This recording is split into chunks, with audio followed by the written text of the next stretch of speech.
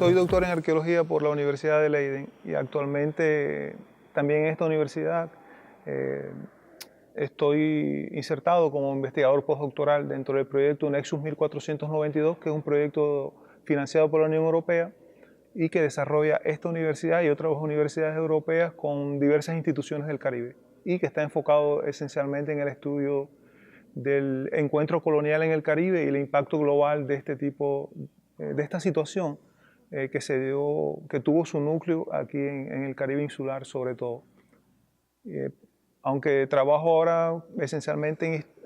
temas arqueológicos, mi formación inicial es como historiador, así que intento siempre combinar historia, antropología y arqueología en mi investigación.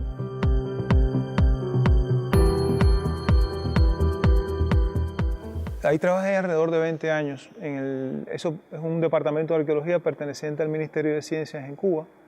y, y trabajé como arqueólogo durante todo ese tiempo en diversos proyectos de investigación que cubren un abanico bastante amplio de intereses, que incluye tanto, por ejemplo, sociedades arcaicas, las sociedades de la edad cerámica tardía,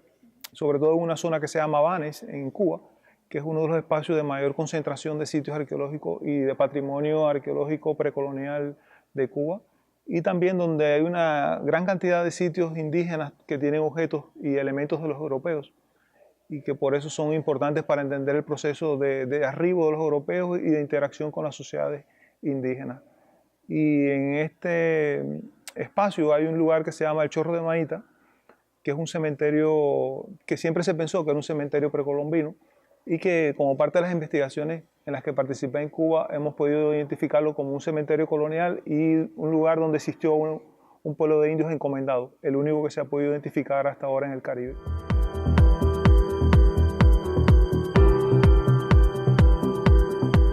Bueno, por primera vez podemos ver a nivel arqueológico, en este caso,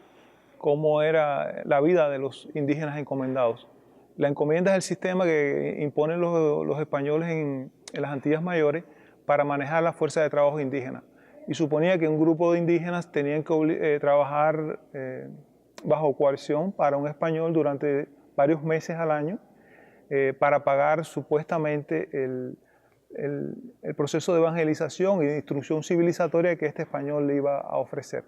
Y era el mecanismo que indirectamente les permitían cumplir con una responsabilidad civilizatoria y evangelizadora, que era el compromiso de España con el mundo y con el Papa, y les daba una salida para poder prácticamente esclavizar a las sociedades indígenas y aprovecharse de su trabajo.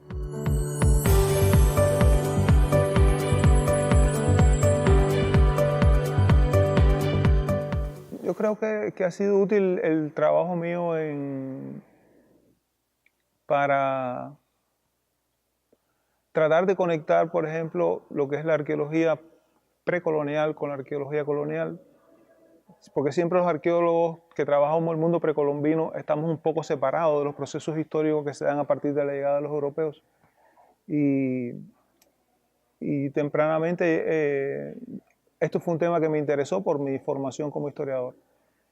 Y creo que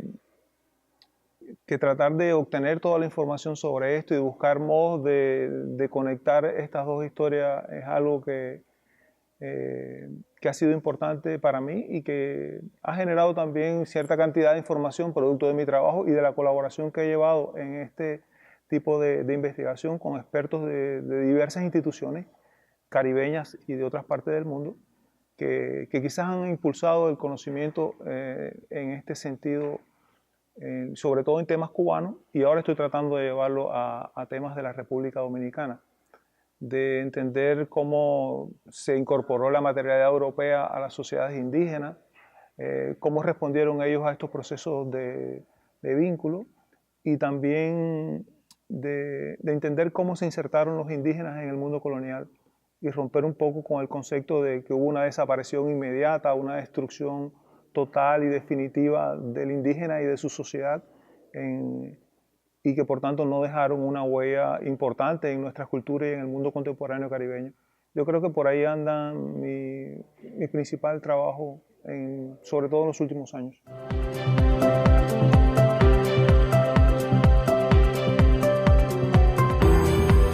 Bueno, yo llevo poco tiempo trabajando en la República Dominicana dentro del proyecto de Nexus. Y aquí lo que estoy haciendo es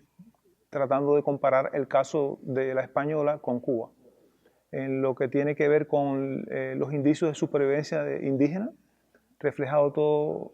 tanto en lo que refiere a supervivencia física, es decir, a individuos que eran descendientes de indígenas, pero que al vivir en el mundo colonial y adoptarse sus formas de existencia, su lengua, sus modos, su apariencia, se convertían en un tipo de individuo diferente, en lo que se conoce como indio. Estamos rastreando estos procesos de construcción del indio como una categoría colonial, como un individuo adoptado y adaptado al ambiente colonial en las dos islas, viendo, por ejemplo, cómo se estructuró el manejo por los europeos de estas poblaciones y también por la oligarquía criolla, viendo en qué magnitud estas poblaciones o estos grupos de población sobrevivieron, cuántas personas, en qué lugares, cómo se organizaron, si estaban aislados, si conformaron pueblos, cómo se insertaron en la vida de las ciudades o en las comunidades de otro tipo de origen étnico, es decir, qué relación pudieron tener con los africanos, con los grupos criollos de base blanca, cuál fue su aporte en términos de cultura material, también en términos de pensamiento, de ideología religiosa, de aportes relacionados con la vida cotidiana, es decir, alimentación, cultivos. Es un trabajo que está en proceso y lo que queremos ver es, bueno, qué peculiaridades tiene en cada isla en razón de los procesos históricos que cada isla lleva y también en razón del estado de las poblaciones de origen indígena al momento en que éstas dejan de estar controladas por la encomienda y son considerados individuos libres. Eso es algo que estoy investigando aquí. Y concretamente en el Centro León estoy estudiando una colección de objetos conservados en los fondos de la institución que se vinculan a un momento un poco más temprano, es decir, a la llegada de los europeos y al proceso de intercambio temprano en que los europeos dan objetos a los indígenas y estos a su vez entregan en intercambio o en regalo objetos. Y el objetivo es, bueno, cuál es el origen de estos objetos, cuál es el significado que adquieren en cada uno de los lados de estas sociedades que interactúan,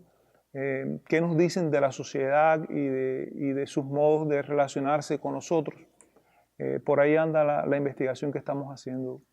aquí y que debe aportar un reconocimiento nuevo sobre los valores de la colección del centro y sobre las historias individuales de cada de estos objetos para entender mejor todo el legado patrimonial que se conserva aquí.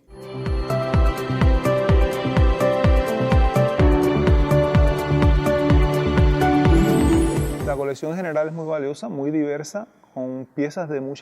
muy puntuales, de mucha calidad, algunas muy especiales. Yo diría que hay muchos objetos que son únicos, que no hay en otros lugares, o quizás aquí hay expresiones de mayor complejidad y muy bien conservadas. Así que yo creo que en ese sentido es una colección muy interesante. Uno de los problemas que tiene la colección es que hay muchos objetos cuyos contextos arqueológicos no son muy claros. Es decir, no conocemos bien en qué circunstancias fueron obtenidos, lo que dificulta un poco la interpretación del significado cultural de estos objetos. Aún así, es posible a través de diversos métodos de investigación arqueológica obtener mucha información de estos objetos que por tanto nos va a permitir entender mejor su valor, su historia, indirectamente aportan al conocimiento general que tenemos del mundo indígena, y no solo del mundo indígena, sino también de los procesos de relación con los europeos. Una cosa que me ha llamado mucho la atención es cómo se ha recogido dentro de los fondos de la institución material asociado al legado de base indígena en la cultura popular dominicana, como muchos contenedores en fibra, en madera. Eso me parece muy interesante porque es una vía para seguir los procesos de inserción de esta cultura en el universo popular y de la sociedad dominicana, y como un modo de construir una historia continuada, que es algo que yo siempre quisiera ver en un discurso museográfico, ¿no? Para muchas personas, la historia del Caribe empieza con Colón y con ella, con ese inicio termina todo un mundo que es de 4.000 años, y después